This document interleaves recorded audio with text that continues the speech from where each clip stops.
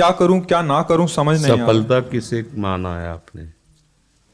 महाराज जी, श्री जी मैं पढ़ाई पूरी की और मैंने श्री जी से कहा कि मैं अब क्या करूं। तो उन्होंने मुझे कुछ संकेत दिए थे कि आप सरकारी में जाइए और प्रभु की सेवा करिए। फिर सफलता नहीं मिल रही उसमें एग्ज़ाम में, और अब है आप हमारी बात समझिए। आपको श्री जी ने संकेत किया और आप सफलता नहीं प्राप्त कर, दोनों बातें झूठी है ना, दोनों बातें झूठी हैं। आप सत्य को स्वीकार कीजिए। श्री जी के संकेत को आप जानने लगे। पुरस्करण 24 लाख का अतिरिक होता है।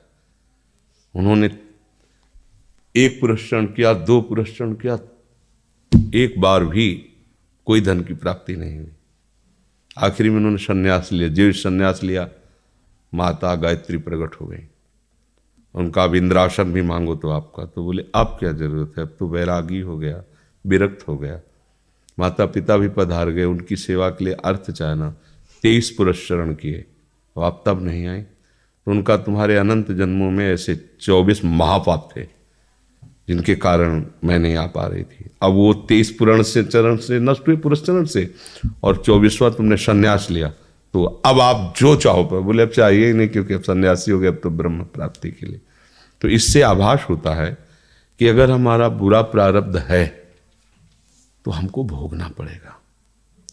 हम कितना भी प्रयास करें वो हमें, तो हम क्या करें इसमें जिससे हमें परम शांति हो। प्रभु के नाम का जप करते हुए उन पर दृष्टि लगाएं कि प्रारब्ध से हमारा भरण पोषण शरीर का भले, ये हमारा भरण पोषण आपसे होगा नाथ। तो वो एक ऐसे हैं जो आपके प्रारब्ध को भी मिटा देंगे। वो ऐसे शरणागत वत्सल हैं कि सब लिखा पढ़ी अलग कर देंगे।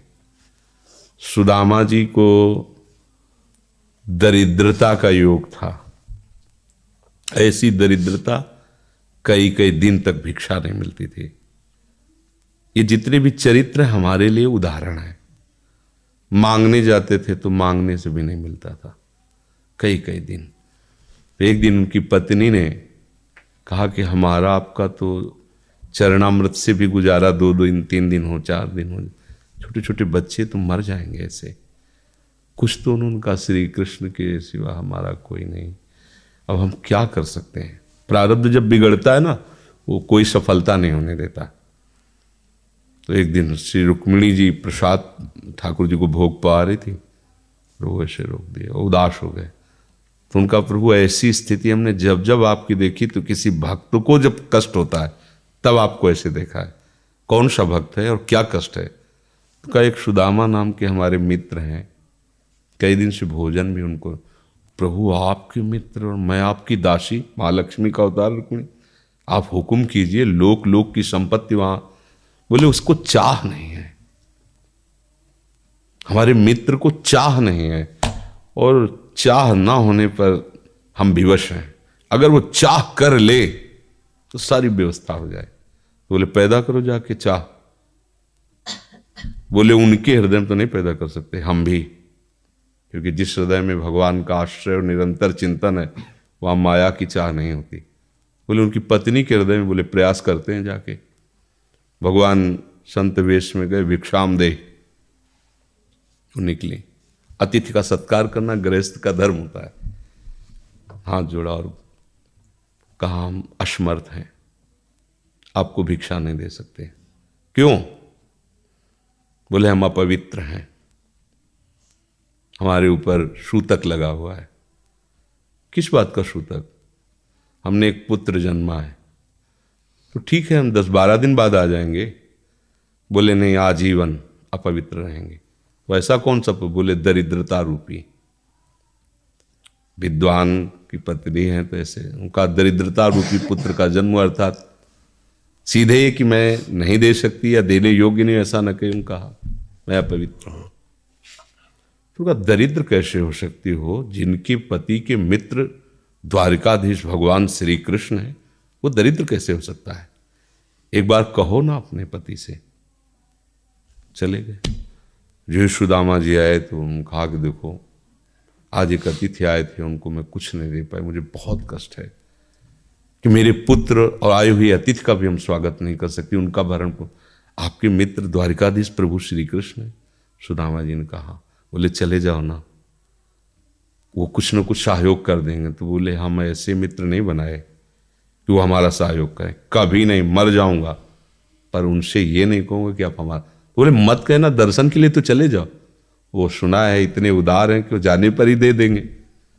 स्वामी ने कहा दर्शन के लिए तो जा सकते हैं, बहुत दिन हो गए, ठीक है, पर मित्र के पास जाए तो कुछ लेके जाना चाहिए, मेरे पास तो कुछ नहीं ना। पड़ोस में जैसे किसी से मांगने गई तो, अरे समय जब बिगड़ता कोई नहीं होता साथ। एक ने थोड़ी उदारता दिखाई तो चावल पछोरने पर जो आगे कणका होते चावल के, जो प्राय वो लिए सुदामा जी ने कहा हमारे प्रभु भाव के भूखे हैं, कुछ ले जाएंगे, खाली हाथ तो नहीं है। पोटरी में सारांश में बता रहे हैं, द्वारपालों ने देखा कि हड्डी हड्डी शरीर में कई जगह से फटे वस्त्र, बेवाई फटी हुई, मतलब दिखाई दे रहा था दरिद्रता की मूर्ति है ये। तो उनका किससे मिलना है तुमको? तो उनका श्री कृष्ण से। बोले संभाल के बोलो, क्योंकि पार्षद है, अनंत कोट ब्रह्मांडों के नायक प्रभु के ऐसे बोले कोई श्री कृष्ण कोई ऐसे गली आए, उनका जाके तो तुम बोलो ना, श्री कृष्ण से जाके कह दो कि एक सुदामा नाम के ब्राह्मण आए हुए हैं। पार्षद गए, प्रभु बड़ा अजीब आदमी है, आपका नाम बिना किसी सभ्यता के ले रहा है। वो कह रहा श्री कृष्ण से कह, सुदामा कूद पड़े, भगवान दौड़े।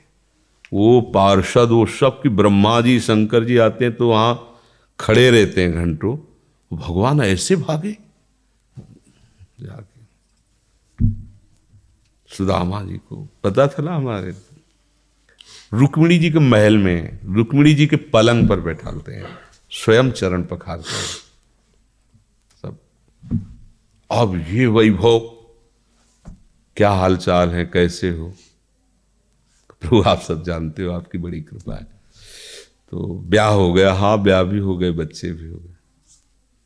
हमारे पास आए हो तो कुछ तो लाए ही होगे। अब वो सड़े से कपड़े में चावल, कैसे बड़ी बड़ी वो वैभव, महारानियां सब भगवान का। चुप ऐसे बोले, देखो फिर चूक कर रहे हो, हमारे हिस्से की चोरी पहले की थी और फिर चूक कर रहे हो।